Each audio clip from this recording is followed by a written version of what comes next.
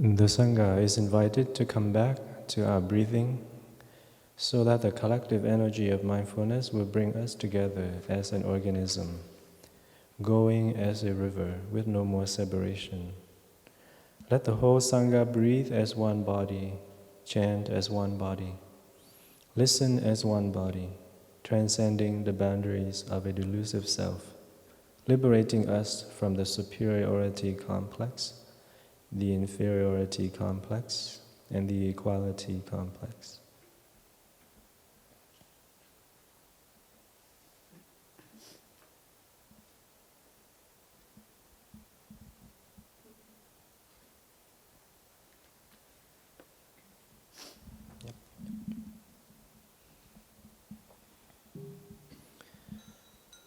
From the depths of understanding, a flower of great eloquence blooms. The Bodhisattva stands majestically upon the waves of birth and death, free from all afflictions. Her great compassion eliminates all sickness, even that once thought of as incurable. Her wondrous light sweeps away all obstacles and dangers. The willow branch once waved reveals countless Buddha land. Her lotus flower blossoms a multitude of practice centers. We bow to her, we see her true presence in the here and now. We offer her the incense of our hearts. May the Bodhisattva of deep listening embrace us all with great compassion. Namo Balokiteshvaraya. Namo Balokiteshvaraya. Namo Balokiteshvaraya.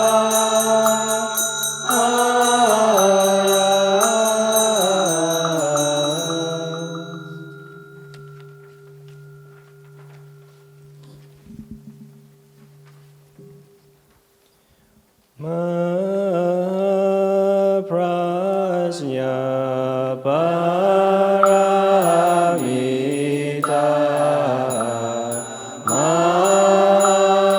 prajna paramita, prajna paramita.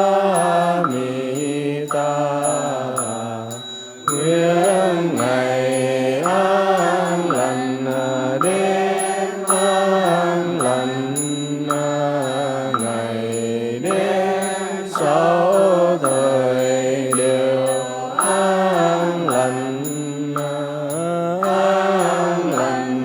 trong mỗi giây mỗi phút cầu tam bảo luôn che chở bốn loài sinh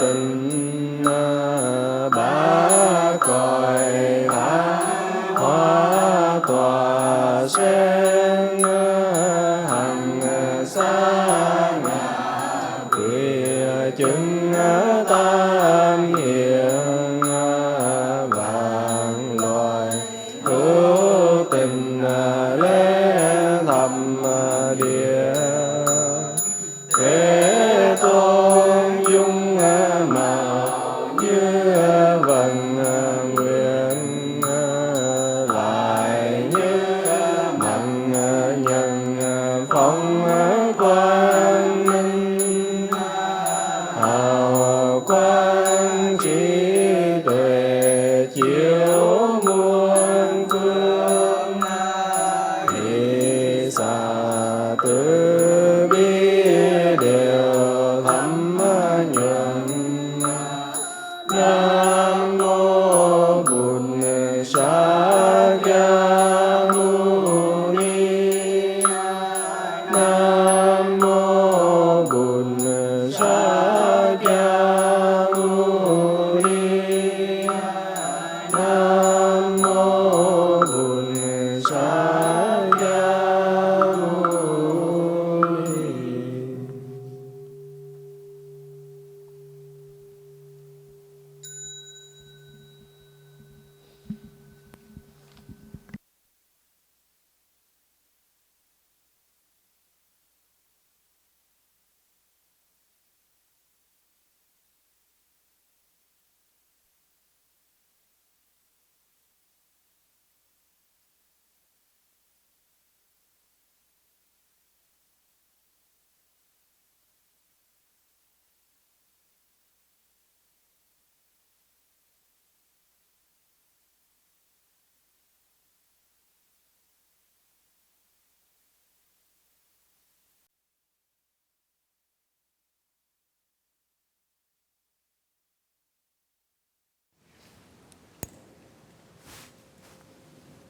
Good afternoon.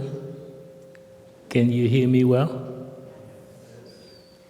Today is Tuesday, December 24th, the year 2019, and we are at the Great Togetherness Meditation Hall at Blue Cliff Monastery. And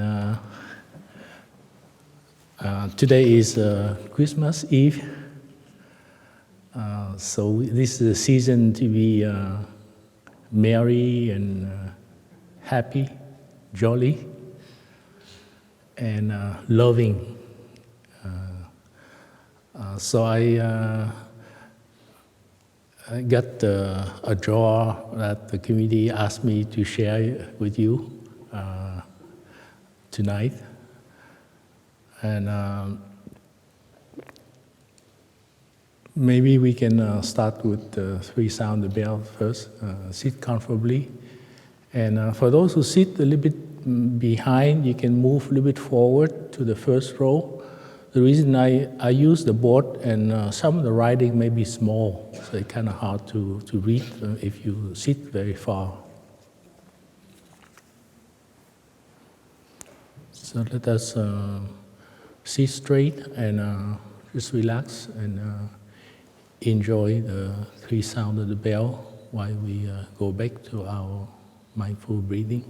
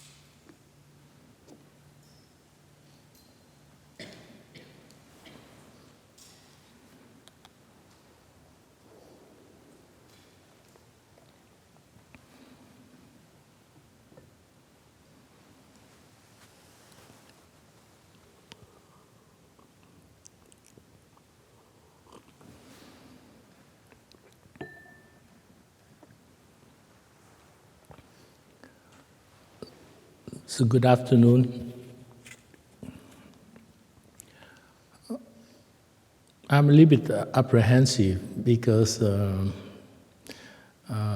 it's a Christmas celebration, and the topic I'm approaching is relatively new for me.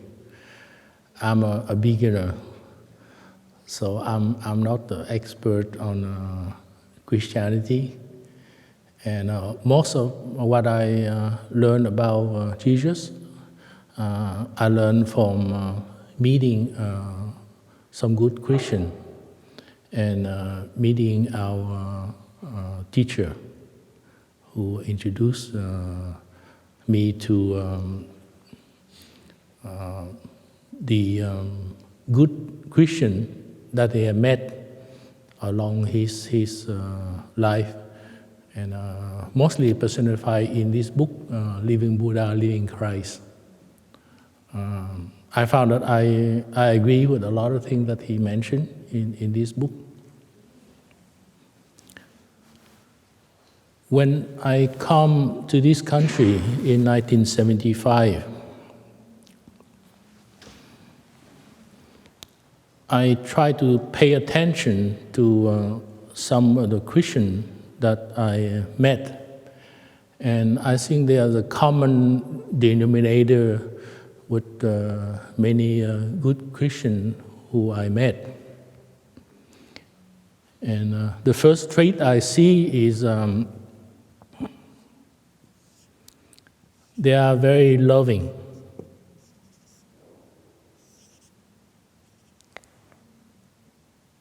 Like content with themselves. And they're very kind.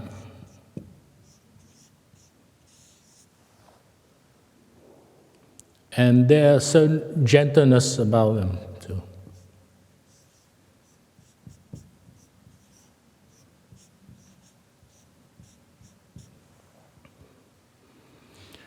And the other trait I see is they are very helpful. They are very compassionate.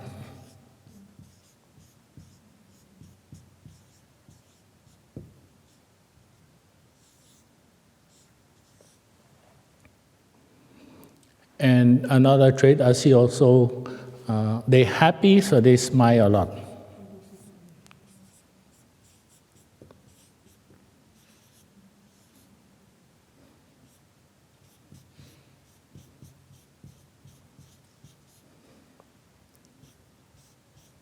Joyful. There's something internal about the person that makes the person content and happy. And also they are embracing.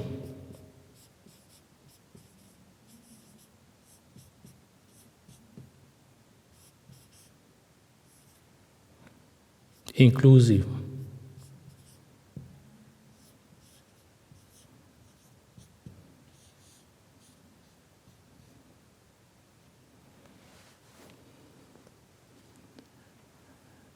And in a sense,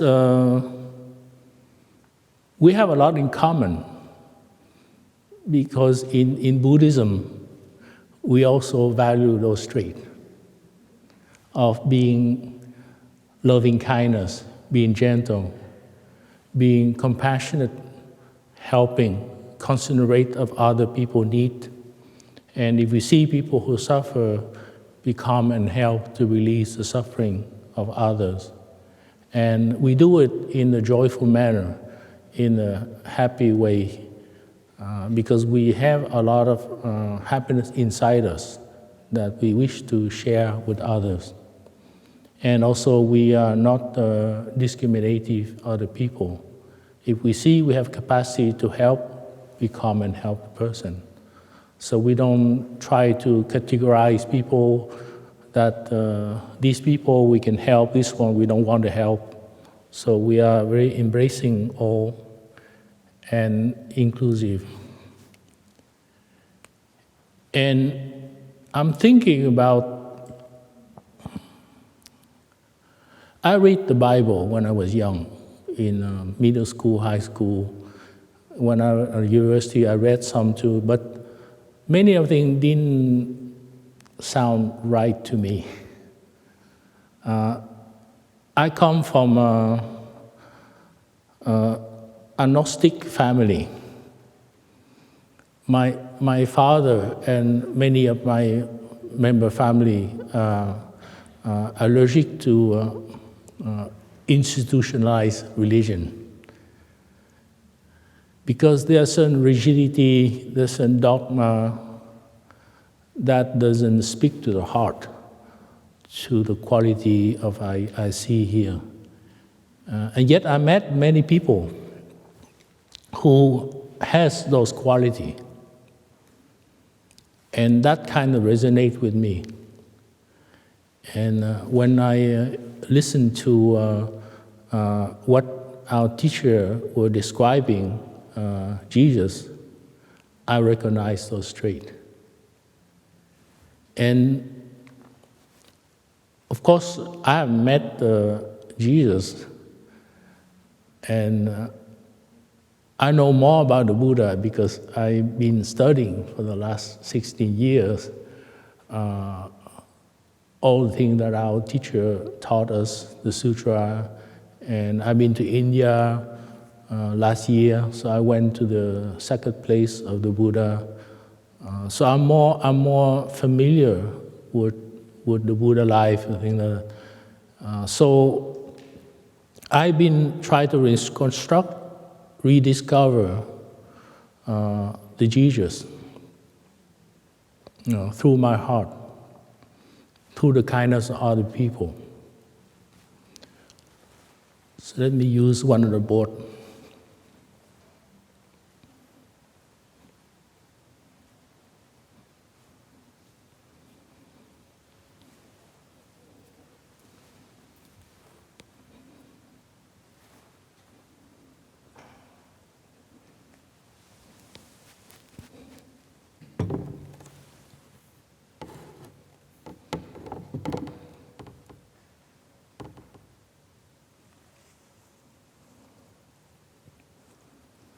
So this is my experience with friends who helped me along the way, who happened to be Christian.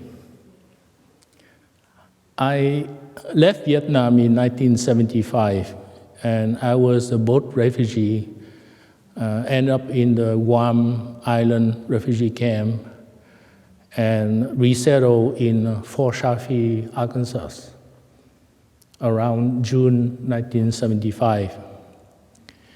And I remember there were some young people who volunteered to come and greet us.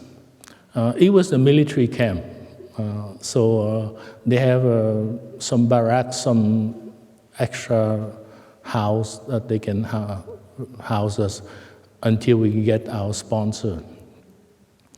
And those young people try to greet us, to be kind with us, ask us anything we need, and they would help. And I remember there was a young woman, I think she looked more like Jean Saint Laurent from Toronto Sangha, kind of thing, with the long hair, blonde hair. And she smiled all the time, and she tried to be very kind and gentle and help me along with other refugees. So those I remember. I remember the kindness that they display for me. And about 2 weeks later, I came to Philadelphia. My cousin and her husband sponsored me to come to Philadelphia to resettle. So I took 3 months of intensive English class, and there are many other kind people who include the teacher who taught me English in class. And in September, my cousin and her husband decided to move to Hawaii, to Hilo. And I thought, I want to pursue my education, and I'm not sure how many universities there are in Hawaii, which is totally strange to me. So I decided to stay behind in Philadelphia. And I enrolled at Temple University, which is the middle level, relatively cheap for immigrants. And I rent an apartment in Germantown. It turned out, at that time I didn't know, but it turned out it was a father who was from the Presbyterian church. And he rent to me the attic. It's a small room on the 3rd floor where I can stay at relatively cheap price. So here's an encounter, another Christian. I think this time this was a Christian brother. And so I start working full-time, I start studying full-time. Would keep me pretty busy. And just like you, I came by myself. I was with a friend, but the friend with his family settled in Montreal, and I decided to stay in Philadelphia. And I thought that my cousin and her family were going to stay, but they moved to Hawaii, so I'm being by myself. And during the holiday times, it feels very lonely, because you don't know the country, you don't know the culture, you don't know anybody, you have no friends. So I was lucky. I hang around often is the Office of International Service, which is catered to the foreign student. And there was a young woman, I think she's older than me, very kind, very helpful, and she asked my question, anything I need, she would help. And I mentioned that around holiday time, Thanksgiving, Christmas, most of the students went home. I went to see their friends and so on. And I don't have anybody I didn't know, because that was my first year. So she invited me to her house, which she shared with a few friends. Her name is Barbara. And I'm come up later to her later. And I know she was Christian, but I didn't know what denomination she was. So I have a wonderful Thanksgiving dinner with her and her friends. And the same for Christmas. Again, most of the people go home to their family. So through the Office International Service, they have a kind of placement service for foreign students who don't know where to go. So through the placement service, I talked to a Catholic family who live in the suburb. It turned out the couple adopted 2 Vietnamese orphans a few years before 75. So they are about 4 or 5 years old, something like that. And being kind to the children, they just want to make sure that the children have some contact with some Vietnamese people. So they thought it would be a great idea for Christmas time to open their house to invite a poor Vietnamese student to come to their house to have Christmas. And at the same time, also get the chance to talk, and so the adopted Vietnamese children can see me and doesn't feel too lonely on themselves. So that's how I spend my Thanksgiving, my Christmas. There was other experience, but for the sake of clarity, I just concentrate just on Thanksgiving and Christmas, like Easter and other things. In November 1976, for Thanksgiving too, I got placed and I met another Catholic family who invited me to their Thanksgiving dinner. And for I start to meet some Catholic friends. I think it Jay Fury and Maureen, and they are very good friends with me. They work at the restaurant with me, so we become good friends. And Maureen ended up inviting me to a Christmas weekend at her house, at her parents' house in Bethlehem, but Bethlehem, Pennsylvania, not Bethlehem, Israel. And I saw that they are very kind, very friendly, very open. It's the season of loving, the season of being kind, the season of embracing. So they welcome strangers into their house. And they are so kind to me. So this is how I see those good Christians that encompass all the good quality I mentioned to you. And in November 1977, for Thanksgiving again, I hooked up with another couple. They are Orthodox Christian Jews. They're well off, but for some reason they couldn't have children. And they happen to speak French. So they mentioned if you can speak French, you can have a free dinner. So I contact them, and we talk about, and they say, please come. And we become good friends after that. So because I learned some French when I was in Vietnam in high school.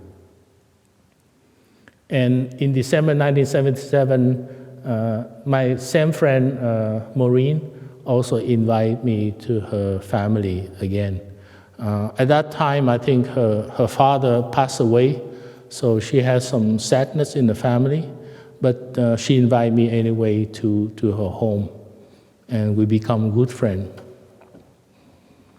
And by then, after a few years, I can make a lot of good friends, so I will stop about that, my experience there, and I will come back a little bit.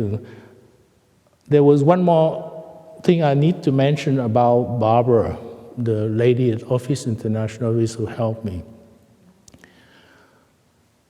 I met Thay in 1993, and 1995 I went to my first retreat. And I continued to go retreat until 2001. I quit my job. I went to Plum Village.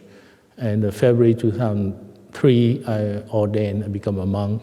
I spent 2 years and a half in Plum Village in France. And then around June 2005, I moved to Maple Forest Monastery in Vermont. At that time, we had a monastery in Vermont. And a few months later, I left a box of my personal belonging in Philadelphia. Mostly it has my tax return, so I can keep track of things in case the government asks questions. So the friend brought the box of my belonging to Maple Forest Monastery. And I was shifting through the item in the box, and I saw an old small address book, which I used when I first came in 1975. So I lived through, and I thought about all the friends that have been helping me when I first came to the United States, when I didn't know anything about anything. And they helped me to settle, to know the culture, the custom, how to behave in the US. So I lived to one special person, Barbara. So I tried to call that phone number. Of course, it's been a long time, so there's nobody answer that phone. But I know her full name, so I searched on the internet, because by that time we have internet. Very slow speed, but so I searched around. There were about maybe 4 persons named Barbara something. So I start to call each of them, So I called the first person, and they say, no, I've never been to Philadelphia, so I didn't work at Office of International Service. And I happened to call to the fourth person, and somebody answered, but they say, yes, I think that's the right person you're looking for. She's not here, but I will let her know, and she will call you back.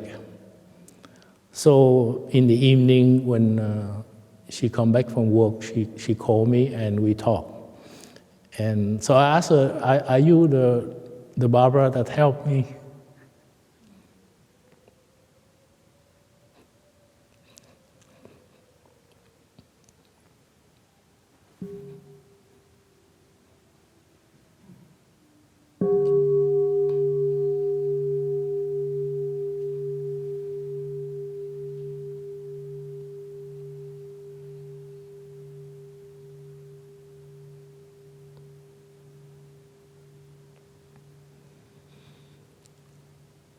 So I asked her, are you the person who helped me when I first come to Philadelphia? And she said, yes.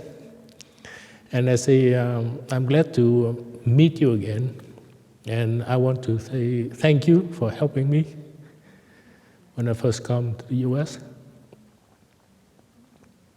And then we carry on the conversation. And I say, well, I didn't expect, but now I'm a Buddhist monk. I met our teacher in 1993 in Philadelphia, and I followed a retreat, and finally I ordained as a Buddhist monk. And she said that that's funny because I'm now a Catholic nun.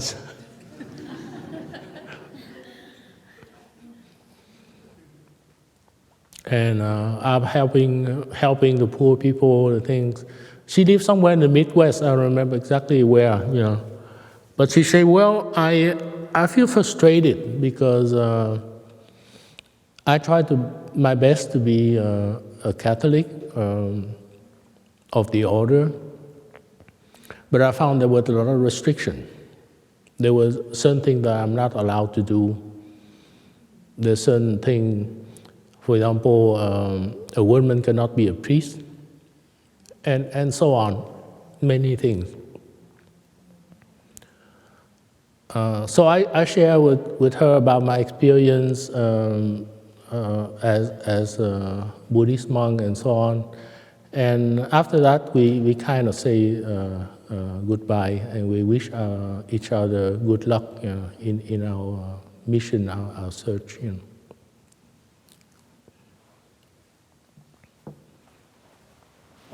But I think to me, I learned a lot about Christianity through the people that I met like that. They wear their heart on their sleeve. They're willing to help without discrimination. When they see some people in need, they would help. And they don't need any creed or theology. They just want to help. But sometimes I think many administrative things or abstract things get in the way.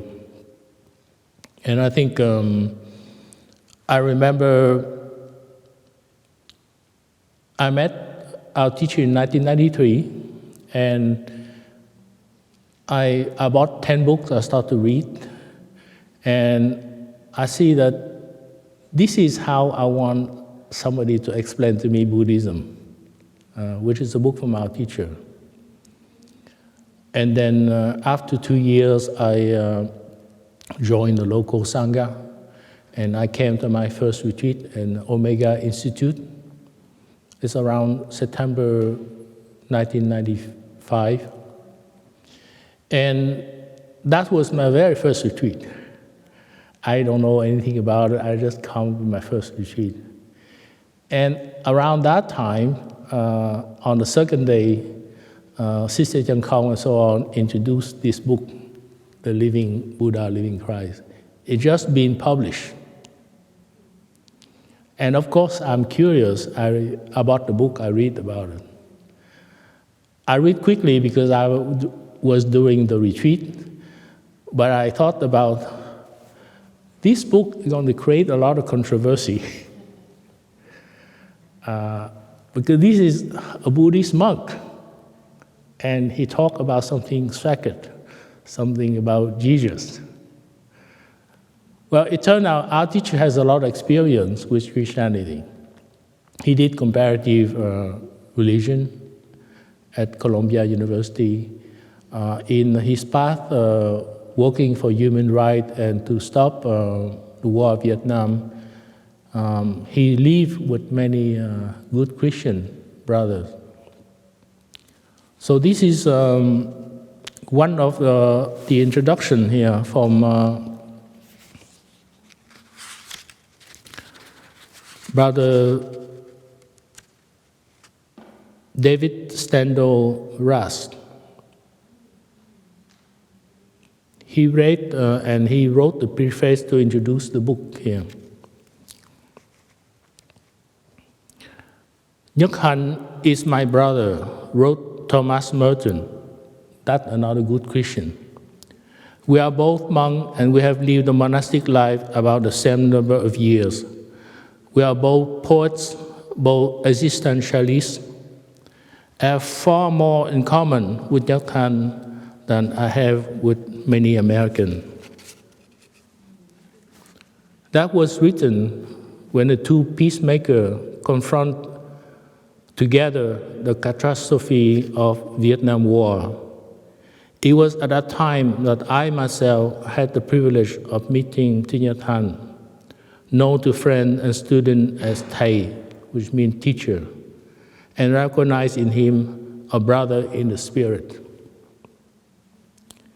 Great was my joy to find out on the very first page the book of reference to Thầy sharing the Eucharist with Daniel Berrigan, the father of Daniel Berrigan. On one occasion, I took place in the small student room, one that I occupy at Columbia University. As one of the second reading that evening, Thầy recited the Heart Sutra, the most important Zen scripture in Vietnamese. It was on April 4th, 1968.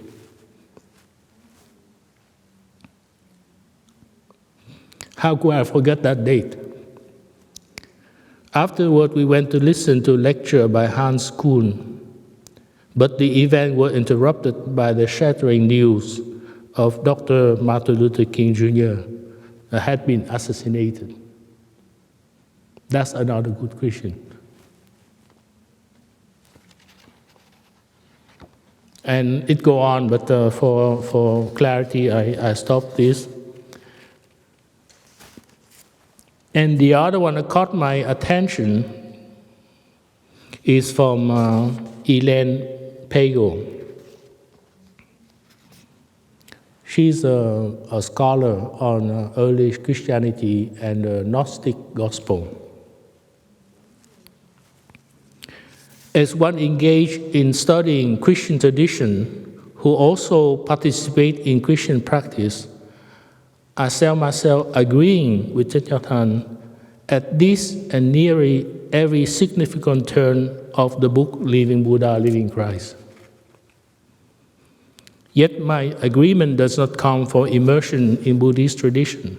On the contrary, it comes from exploration into the earliest history of Christianity.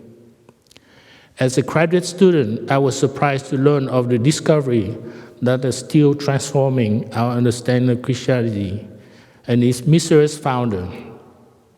In 1947, when a Bedouin villager named Muhammad Ali was digging for birdlime fertilizer under a cliff near the town of Nag Hammadi in Upper Egypt, he struck something underground. A moment later, he unearthed a sealed earthen jar 6 feet high, and inside were 13 ancient codices. So it's like a Christian scripture, bound in 2 gazelle leather. The collection includes the astonishment of number of ancient Christian gospel and other writing, including dialogue, conversation, and vision attributed to Jesus and his disciple. One of these was the Gospel of Thomas, which Helmut Koster, professor of New Testament at Harvard University, date to about 50 after the Common Era. I mean, 50 years after Jesus was born.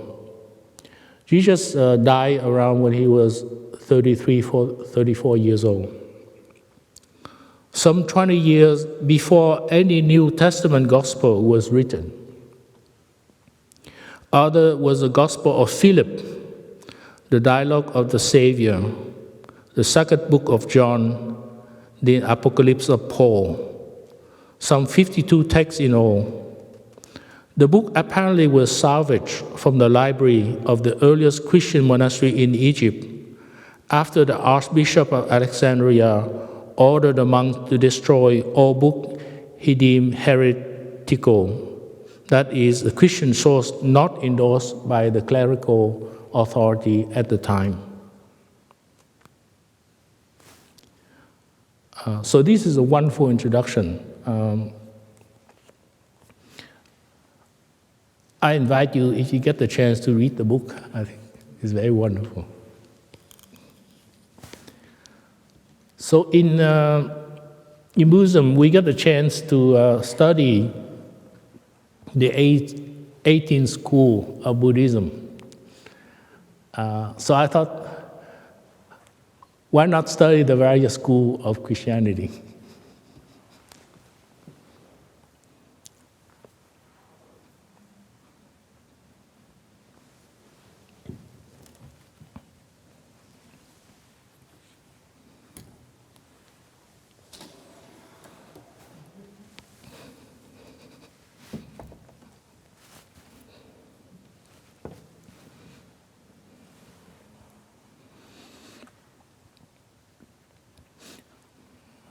I want to mention the background too, because I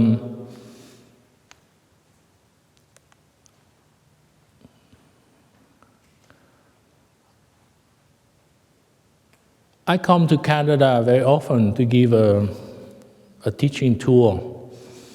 And one I stop in Ottawa. And almost every time we go give retreat in Ottawa, the local Sangha rent a place that is either a former Catholic monastery or a university. So for 2 years, we went to we call the Marguerite Center in Pembroke. It's a little bit outside of Ottawa. And in the course of it, I'm interested to learn more about the founder, the Marguerite Duville, who started the Order of the Grey Sister. They call the Sœur Grise. And for a while, it was grow up to be more than 400 nuns who serve all around the world under the guidance, the leadership of that nun, that Catholic nuns. She also had to persuade the higher authority to allow her to create the order, to enlist nuns to help her in her compassionate caretaking mission to the poor and the destitute. At that time we were there, the order dwindled. The youngest nun was about 67 years old. We talked to her, and for some reason they couldn't recruit any more nuns. So we have three Catholic nuns who came to our retreat and have a Dharma sharing with us. I don't remember, maybe Sister Chi Ngim was there and Sister Yuan Ngim was there. Maybe Pháp Khôi, Bar Pháp Khôi is 1 year, I'm not sure. I know Bar Pháp Năng went there.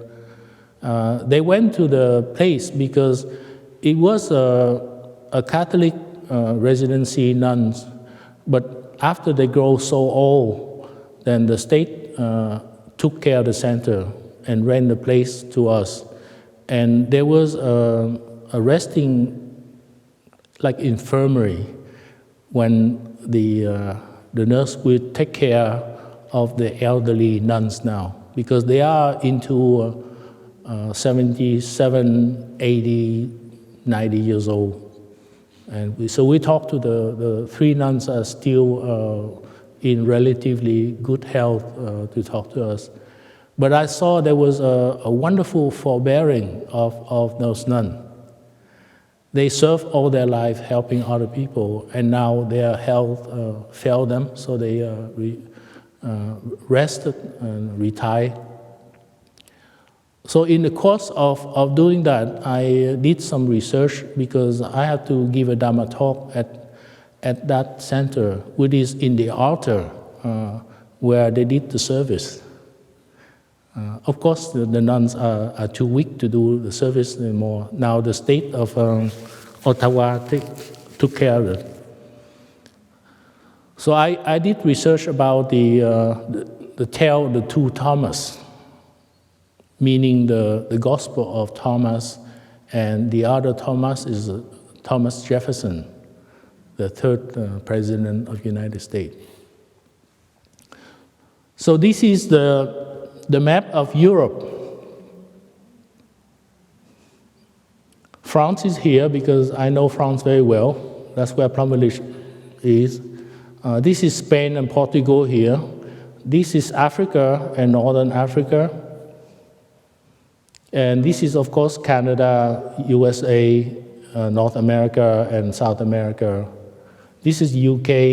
This is Scandinavia, which is all the Nordic country. Belgium, Dutch, Germany, Greece. And this is the Black Sea, and this is the Caspian Sea. And this is Eastern Europe, and this is Turkey there, the Dardanelles, the Strait of Dardanelles. And over here is Iraq, Iran, Syria, Jordan, Saudi Arabia, Egypt, Libya, Algeria. In the time of the Bible of the Jesus, they have different names, of course. And it starts here in the territory they call Judea or Canaan, which is now Israel, and the Sinai Peninsula is right here. So Jesus was born in Bethlehem here. It was under the rule of the Roman Empire. And of course, the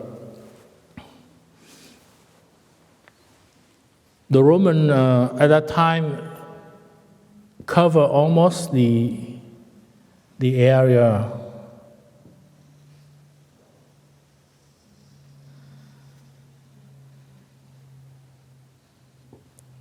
like this. So they have to install some local governor, like King Herod at that time, to rule the whole territory that they cover. So Jesus is born in the common area 0. Some scholars think that there may be a possibility that Jesus was born 4 years before that. So actually you could add another -4. And of course, Jesus was a Jew, but he didn't want to do it. He started something new. And in those days, they speak some kind of Aramaic language, which is a derivative of Greek language. And he started his ministry around the common era 29 until 33, 34, when he was crucified. So his sharing of the teaching is very short.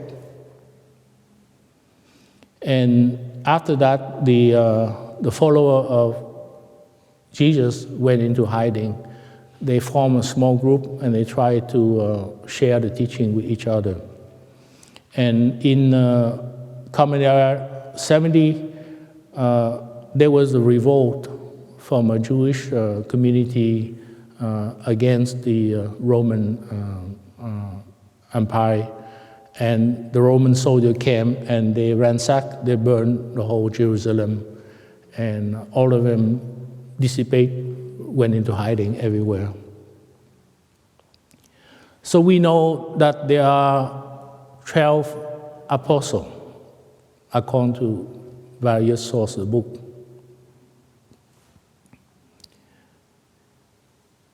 And around the year 300, Common Era, Emperor Constantine, who ruled the Roman Empire, converted to Christianity. So then the chance for the local bishop, the local Christian group, to regain some standing, some authority. And it was like a good match because the bishop would anoint it and sack it, the emperor, and the emperor would helping the Christian. In those days, the Roman Empire ruled over many civilizations, many culture, many religions, and they kind of tolerate as long as everybody under the rule maintain the order under the Roman Empire. But any rebellion, anything, they would come and beat them and kill them. But if they are being quiet, they would let them do. And that's happened to the early Christian. So after the conversion of Emperor Constantine to Christianity, the bishop of Alexandria at the time, Athanasius, held the first council in Nicaea. And after that, they formed what we call a Nicaea Creed. And it's a deliberate interpretation of what is now the official teaching of Jesus. And they select 4 canonical gospel. The Gospel of Matthew, with the scholar thing, was written somewhere between Common Era 68 and 85. And the Gospel of Mark was written around the Common Era 60 to 75. And the Gospel of Luke, which is written around the Common Era 65 to 95. And the Gospel of John, which is written around the Common Era 75 to 100. So those 4 canonical gospel are accepted as the creed, the official teaching of Jesus. And they are, along with a few psalms, forming the New Testament, which is, from now on, those are the New Testament. Those are the official Bible. And there are several versions of the Bible. Of course, the latest version we know is the King James Bible, which is now all the denominations were using them.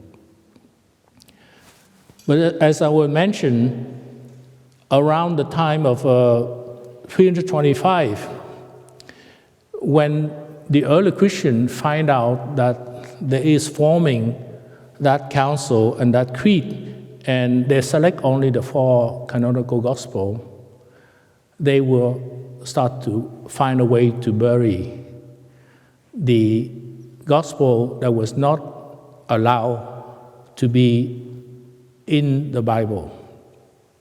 So there were some priests probably who would bury in a Nag Hammadi cave in Upper Egypt, a bit outside here. They call the Gnostic Gospel, which is mentioned in the book I just read to you. This is the Gospel of Thomas the Twin, the Gospel of Peter, the Gospel of James, and the Gospel of Mary Magdalene.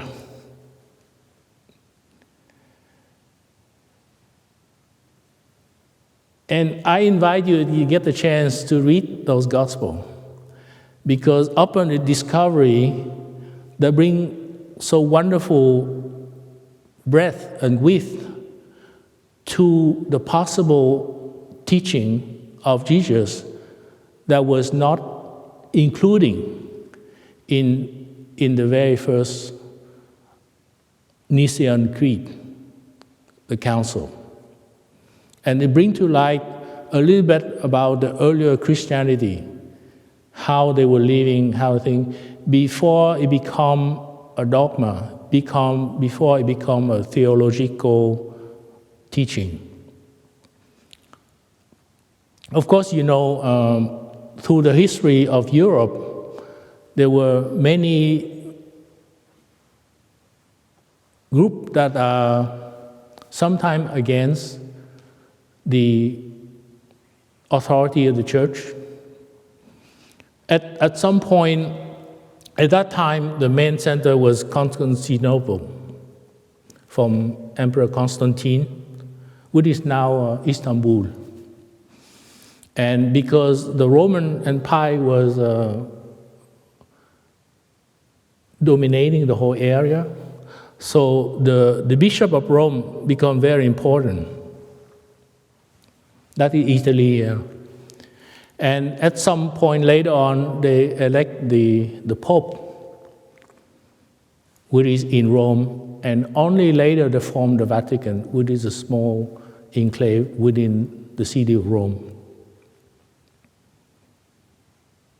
And at one point in France, under Louis IX, Louis le Bel, which is he rebelled against the Bishop of Rome and the Pope of Rome, and he elected another Pope, Pope Clement, who are weak and listen to him, and he installed a Pope in Avignon, in France. And I visited Avignon before. I saw there was a real big fortress, much bigger fortress than for a king. And it turned out there were 3 popes who lived in Avignon at the time. And then throughout the history of France, they were fighting between the Protestants and the Catholics. In Switzerland, they were set up Calvinism, and in Germany they have Martin Luther, which is Lutheran. And of course, in England, the King of England didn't want to listen to the Pope there, so they used the Westminster, the priest there, and they formed the Protestant movement. And of course, under persecution and so on, many of them moved to the U.S.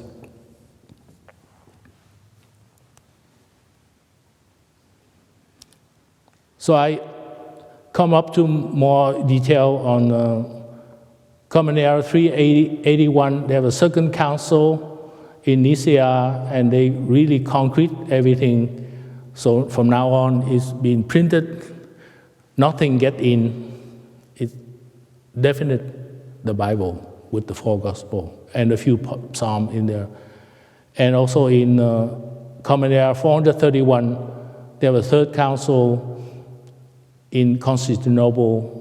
So now, at that time, Alexandria was one of the main centers, which is now Constantinople, and in Rome. Those are the big centers.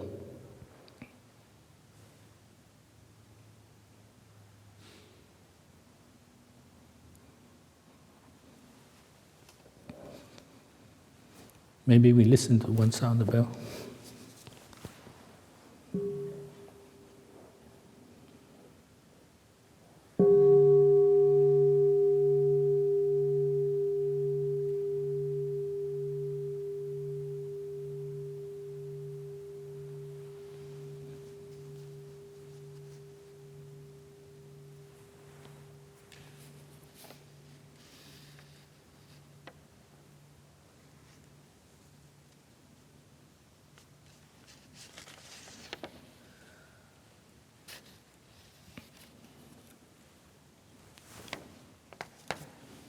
So I read some of the notes that I was studying. They say the canonical foursome, which is the four gospel, is a spectrum of approved interpretation, forming a strong central vision, and it is a deliberate theological interpretation of Jesus' teaching. And some historians also mention the gospel are neither history nor biography. And it was written much later by somebody. We don't know. I think maybe the gospel, the apostle were teaching to the group that they cater to, and they passed from mouth to mouth, and at some point in time, somebody write into writing.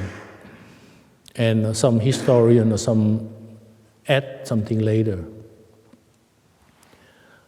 The thing interesting about is I know the Gospel of Thomas. I didn't get the chance to read the other Gospel, which I hopefully I'll have time I can do it. By that I mean the Gospel of Peter, the Gospel of James, and the Gospel of Mary Magdalene. If you read the Bible, you will see at almost every part of Jesus' teaching, they are mentioned Mary Magdalene being there. And she asked some question, and Jesus answered. So she's one of the followers of Jesus that have been a constant presence at every sermon that Jesus was teaching. So how come she's not an apostle? I think this is something, a question for each of us to look at. Even the part when they talk about resurrection or something, she's one of the first person to see Jesus resurrect too. So her name was mentioned all the time. So she must know the teaching of Jesus very well. It's like our teacher goes somewhere, Sister Chen Kang was always there. So how can we say Sister Chen Kang is not a disciple or our teacher? She was one of the main disciples. Listen to all the teaching. So to me, that leaves a little bit of questioning that maybe a good Christian, I think, should investigate. I come from a family of agnostic, like I say. I question a lot. And I don't take anything for granted. I just search. I try to find where I can have some logical reasoning for anything.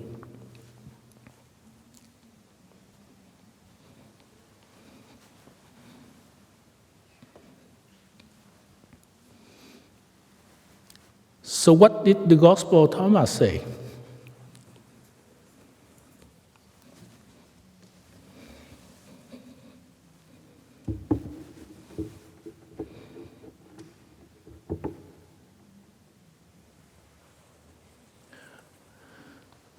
There were 114 sentences, long sentence, that sometime Jesus was talking to the disciple, the followers, Sometimes some disciples were asking questions and Jesus answered them. So this is more like a recording of conversation that Jesus has with his follower. And the important thing is, in the Gospel of Thomas, which the scholar think it was written about the common area of 50 in the common area, there were no mentioning of miracle at all. Nowhere in the Gospel mentioned about miracle. So they didn't talk about the virginal birth. They didn't talk about the apocalypse. They didn't talk about raising things from the dead. They didn't talk about multiplying the bread or the fish. They didn't talk Jesus healing the blind. They didn't talk about resurrection. I think at one time somebody asked something about rebirth or something. And I think Jesus briefly say that when you are two, you make one, then you would know. So a little bit of Zen Kongan that Jesus was giving a teaching to his follower. So I'm not going to read every sentence, but the main thing is they portray Jesus as a man, as a friend, a companion, a wandering mystic, a spiritual guide on the journey to discover oneself, to discover our true nature in my language. And this is the language of the Roman who governor, and they have various correspondence between the governor in Rome and the ruler in Israel at that time. They are from the Jewish aristocracy who are also historian.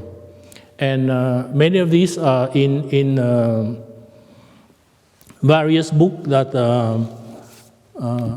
John Dominic Crossan has written. This is the birth of Christianity, that talk about the 300 years after Jesus' death and how it come about. So this is a people in power. Of course, they have their own view because they were trying to maintain order in the Roman Empire. And they converse, they have a lot of correspondence. So you invite you to read it if you get the chance to study that.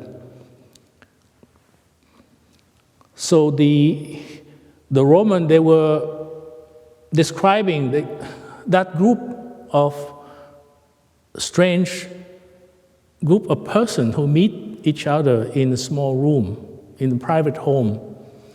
And they will share with each other about something that are kind of wake up their luminous consciousness. That's the word that they were using. And of course, that intended to be the inherited luminous consciousness that through the help of the apostle or the more seasoned practitioner, they help each other. And it spread quite quick, almost through the whole Roman Empire, because around AD, in the common era, the correspondent will talk about there were some Christians in Rome already.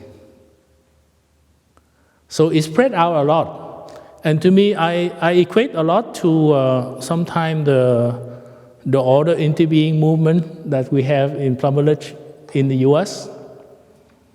We form a local group. So the more experienced practitioner share about mindfulness, concentration, insight, and different methods of practice, meaning mindful breath, mindful step, and stopping, deep looking, and so on. And Jesus must do something the same to his disciple. And in the term for Jesus would be the Holy Spirit. In Krishna, of course, we have the Trinity, the Father, the Holy Spirit, and the Son. And that gives interpretation about who explaining what that means.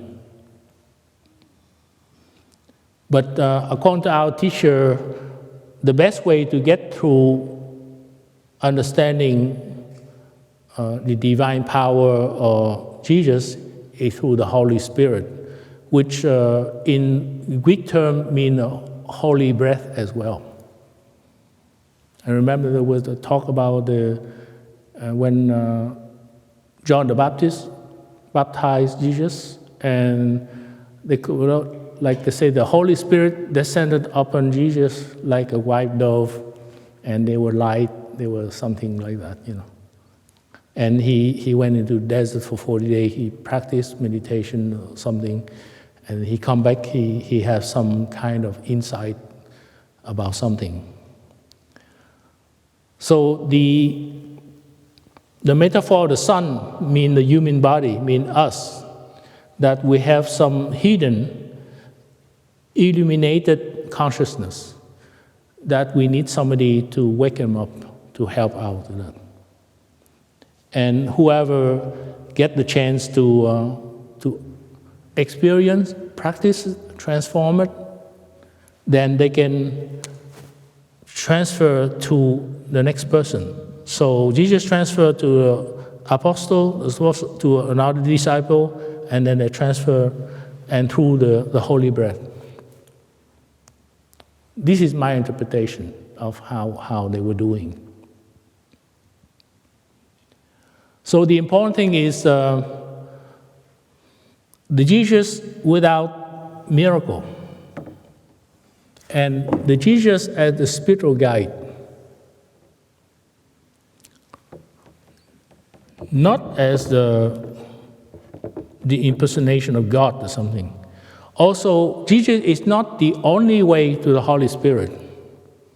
That the Jesus of insight and not the Jesus of faith. As the church later on, under the four canonical gospel with the miracle, said that you have to have faith, you have to listen to what was written. And we are the only conduit to the understanding of God. So we can transform ourselves into Christ through the practice, through the help of the spiritual guide.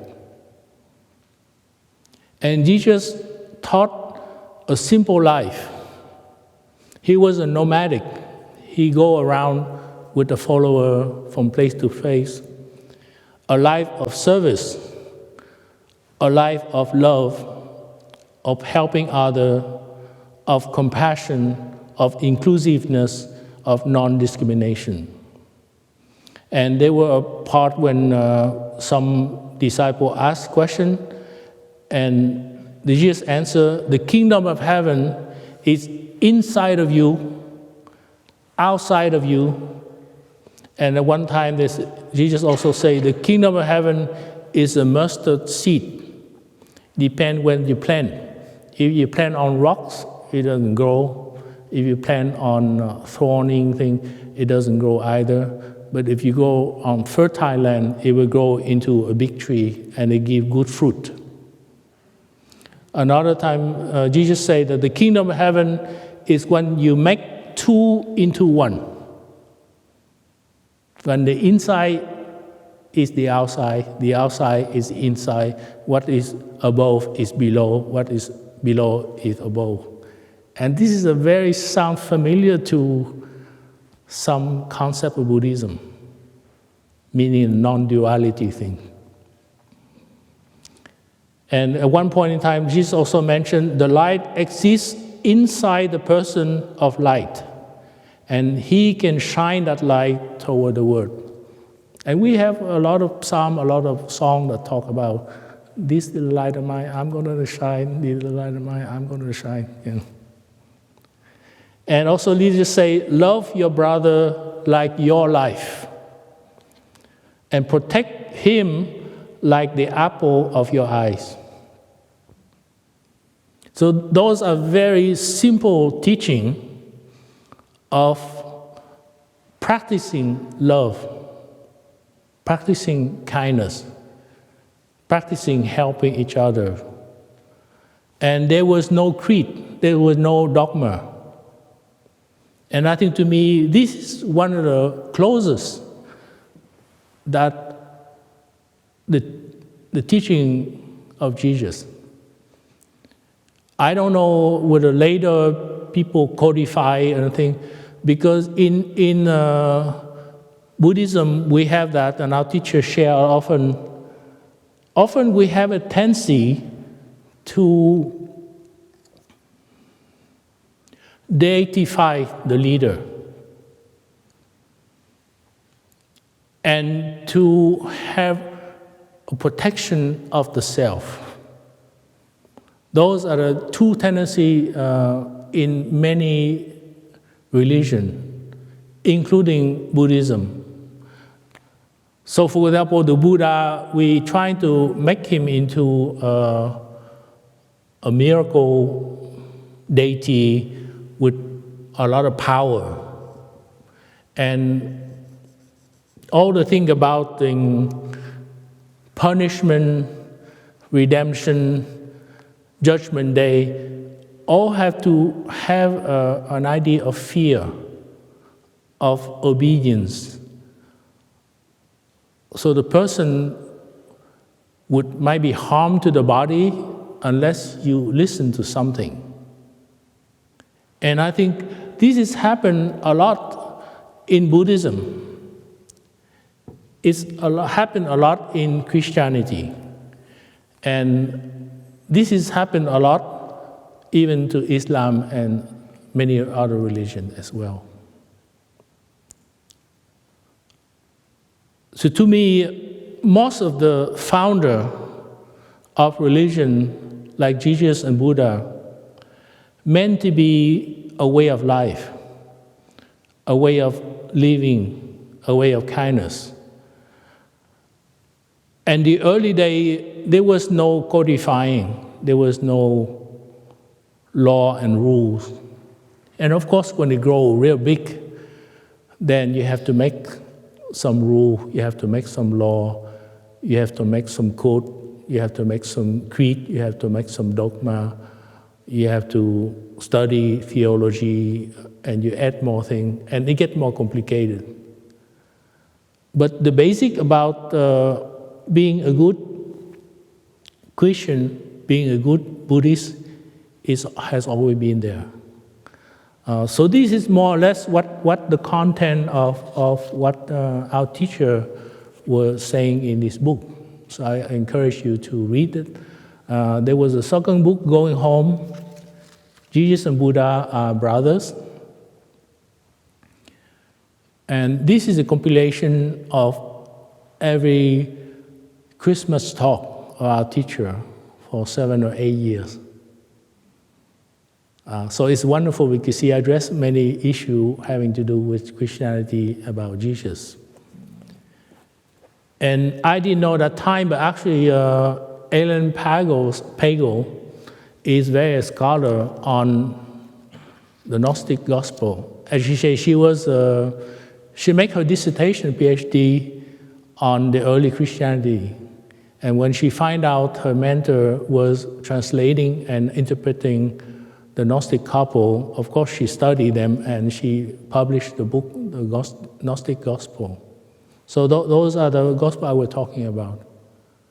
And then many other authors too. I just want to mention an incident which I already mentioned before about another Thomas.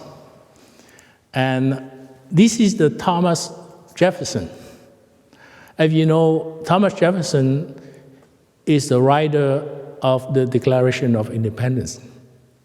He was a brilliant lawyer and the elder of a revolutionary entrusted him to write the text of the Declaration of Independence. And he wrote several versions just to make sure they're happy with that. So he has erudite, he is a Renaissance man, he studied a lot. He has about 3,000 books, something like that. We went to Monticello, his house, with his bill himself, in Virginia, outside of DC. He has a lot of talent, and he became the third president of the United States. But when he was in the White House, I don't know whether the White House or not, but when he was president, presiding, one of his interests is study the Bible. He's their pious man. He read the Bible and he's not happy with it. So he bought 2 King James Bible. They are huge book like this. In those days, there's a precious book. So he bought 2 King James Bible, and he bought another blank book, which is about the same size. And in the evening or whenever he had time, he got like a knife or scissor, I'm not sure exactly what it is. He was reading the Bible from page to page, and whenever he think that this is the true teaching of Jesus, he cut them out and he put in the second book, a blank book. And then he did it for about 4 years, night after night. And then he would keep everything secret. He mentioned sometime in correspondence to some of his close friends, liberal, like Dr. Benjamin Rush or something like that. I lived in Philadelphia, so I'm familiar.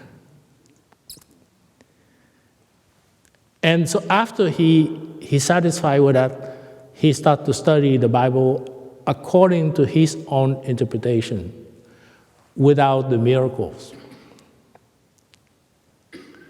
He kept it secret because otherwise it would be the scandal. During the sitting president doing all kind of thing like that, they're going to attack him from all sides. After he retired, he started to publish a small version. They have different titles. In 1804, he published what we call the Philosophy of Jesus of Nazareth. And it was like a pre-published edition that he circulated among his friends and for himself. And in 1819, he published The Life and Moral of Jesus of Nazareth. Of course, he cut out all the miracle, all the extra things that he think didn't interpret to his own liking. And later on, after his death, then it been published. So now we have what we call a Jefferson Bible. The important thing is he did it without the knowledge of the existence of the 4 Gospels that was buried in the cave of Nag Hammadi. It was buried in around 325 in a common area. It lay dormant there for thousands of years without anybody's knowledge about it. But yet, independently, Thomas Jefferson was doing exactly the same. He cut out all the miracles that was mentioned there. And he dared to do that because he's a good Christian. And because of his book, when they discovered the parchment in 1945 in Nag Hammadi, they more easily accepted by the biblical scholar because somebody has already tried to do interpretation of the Bible. So why not listen to another voice of the earlier teaching of Jesus? So to me, in the eve of Jesus' birth, and tomorrow we have a day off and Christmas. I think we owe it to Jesus to look deep into ourselves, to see where we see the teaching of Jesus in our heart. And we need to investigate more, not to listen to only one side. I don't know about how good the other gospel of Peter, Mary Magdalene, and I intend when I get a chance to get a copy and study them and see what happened. But I will continue to study and to find out about it. Another important thing about just, I didn't get the chance to talk about the spread of Christianity, but the Pope John Paul II, which is the Pope before the Pope Francis, he's retired now. I think he might be still alive in the Vatican. When he was a Pope, he issued apologies from the church.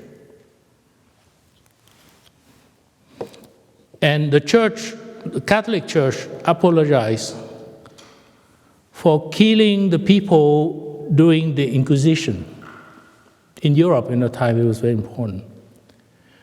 For the Crusader to kill the Muslims, especially innocent women and children, during the Crusade. The Catholic Church killed many people who opposed to the Catholic rules, including some German bishop. The Catholic Church involved themselves and aid in the African slave trade, and also in complicit and helping with the Holocaust, I mean the extermination of Jews. Pope John Paul is from Poland. He lived through World War II. He knows about it. The Catholic Church apologized for the persecution and the killing of many scientists and philosophers who has a voice against the church, including Galileo Galilei, who talk about the earth is not flat and so on. The Catholic Church apologized for the injustice against women and the woman's right. The Catholic Church apologized for violating the right of ethnic group Aborigine. And they talk about the conquistadores who come to South America and also to America and many other areas. They apologized for the Crusader invading and destroying Constantinople in 1204. And the Catholic Church apologized for the many sexual abuse of the Catholic member, and also for the stolen generation of Aborigine colonial times and so on. So to me, this is a good opening that the actual Catholic Church issue a formal apologies to some of the past that the Catholic Church has been doing. So I hope my sharing doesn't disturb or offend anybody, because I know many people are from Christian background. But I only want to see the truth about everything and talking honestly about it. And I think to me, the language that our teacher was sharing in those two books are very good. It's very constructive and full of insight. And how to have a good dialogue between a good Christian and a good Buddhist. Thank you very much for your listening.